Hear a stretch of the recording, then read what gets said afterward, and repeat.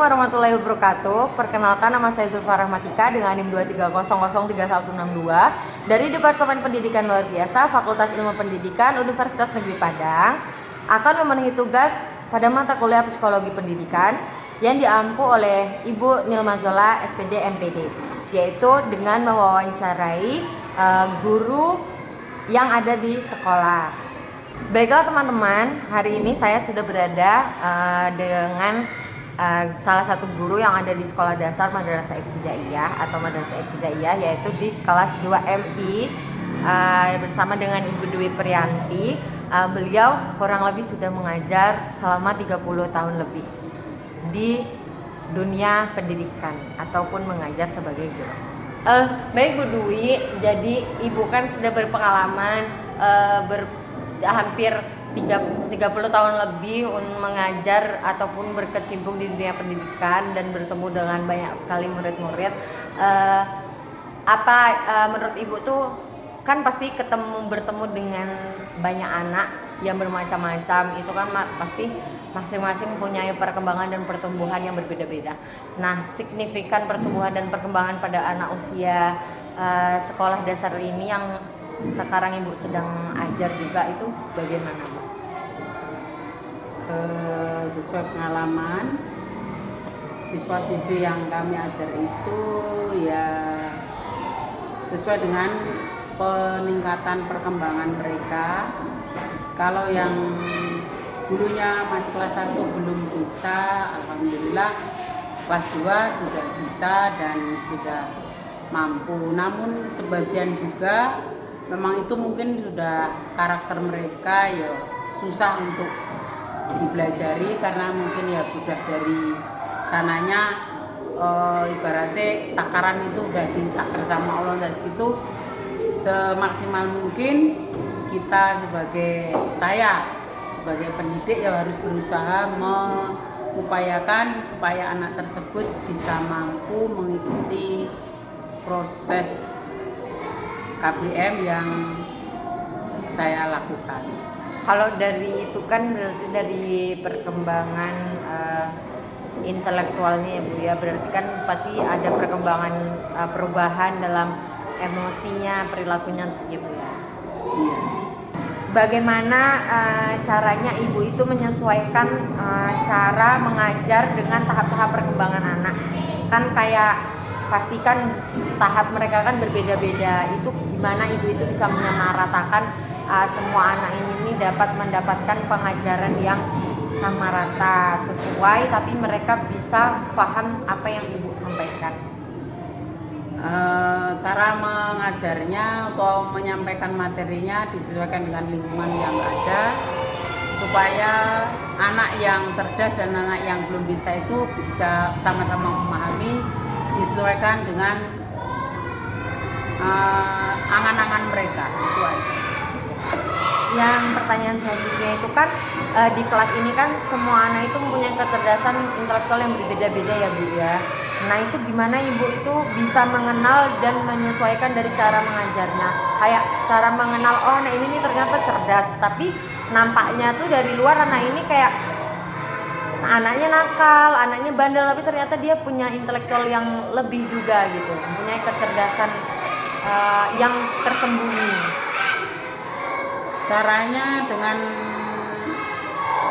cara jangan sampai anak itu sudah keras terus kita bertindak kekerasan, jangan sampai. Kalau anak itu keras ya kita berusaha melembutkan hatinya, dan yang paling penting adalah dia jangan sampai menyakiti ke teman yang lain. Bakat itu perlu nggak sih Bu untuk dikembangkan sejak dini, dari sejak kecil gitu? Perlu, karena untuk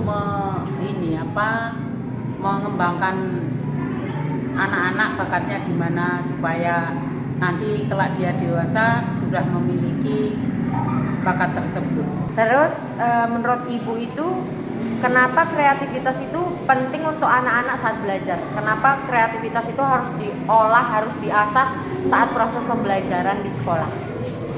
Ya sangat perlu sekali, karena apa? Kreativitas itu karena untuk menambah semangat anak-anak yang kurang daya ingatannya kurang pas, jadi kalau dikasih kreativitas bisa untuk menambah daya apa ya namanya daya tarik untuk belajar lebih semangat.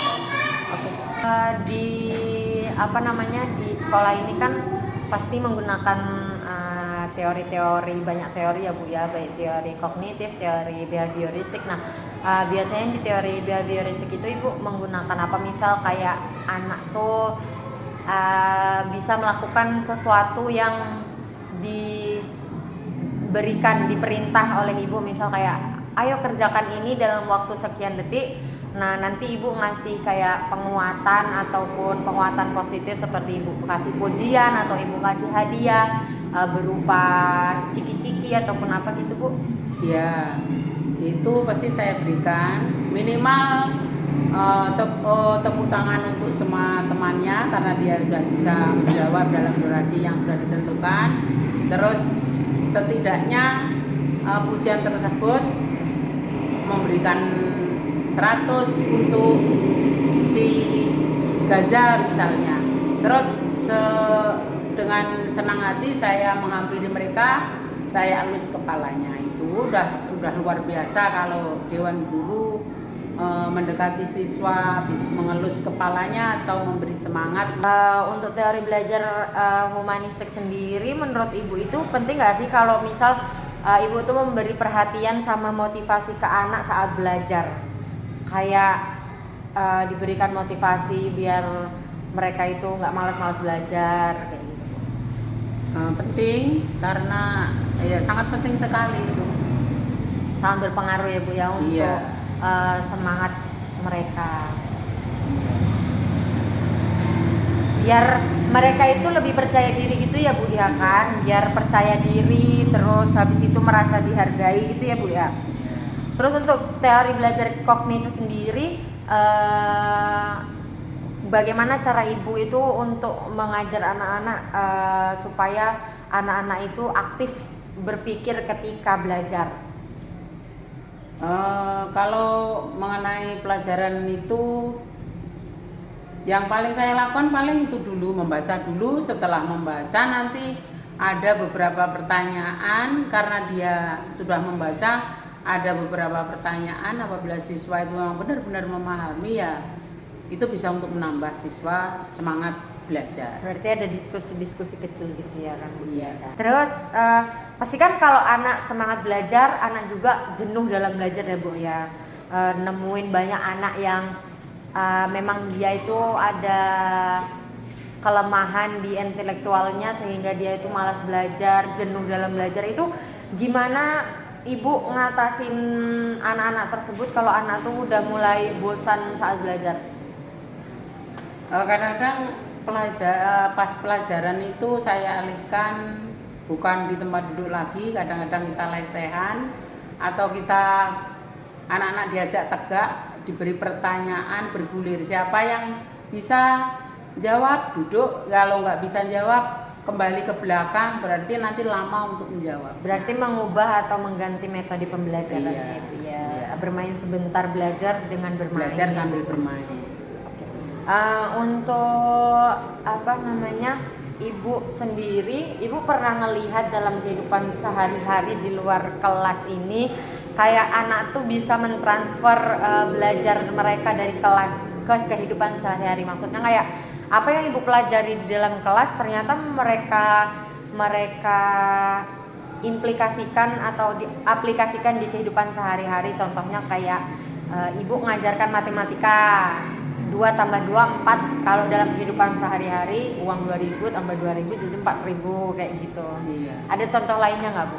Ada, misalnya di pelajaran pendidikan Pancasila itu kan berkaitan dengan pelajaran IPS juga. Sekarang bukan IPS, kalau yang karena kurikulum Merdeka itu IPAS itu berkata sopan santun, yaitu tegur sapa ketika di luar, katanya ada orang tua atau guru lewat boleh mengucapkan salam. Dan terakhir itu di kelas itu kan, di dalam kelas ini kan pasti anaknya bermacam-macam, dari emosinya, perilakunya, tingkah lakunya.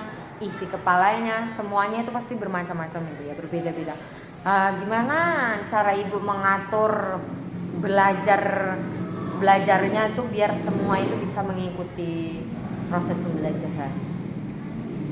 Ya setidaknya kita paham, terlebih dulu kita pahami siswa. Nah apabila siswa yang cerdas itu jangan didudukkan dengan siswa yang cerdas, mereka nggak akan tenang. Dan cara yang selanjutnya, siswa yang aktif jangan dicampurkan dengan yang aktif, itu aja. Jadi yang cerdas didampingi, yang belum cerdas mendampingi yang belum cerdas, terus yang super nakal atau super ribut itu didampingi yang agak tenang, nanti supaya dalam proses belajar itu suasananya lebih baik dan kondusif. Baiklah, itulah tadi teman-teman semua hasil wawancara saya dengan Ibu Dwi Priyanti.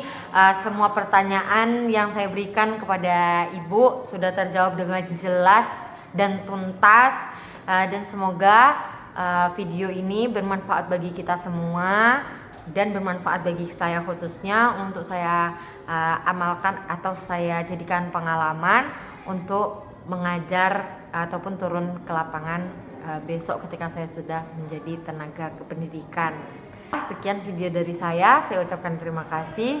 Mohon maaf bila ada kesalahan dalam pengucapan kata. Saya mohon maaf yang sebesar-besarnya. Saya akhiri. Wassalamualaikum warahmatullahi wabarakatuh.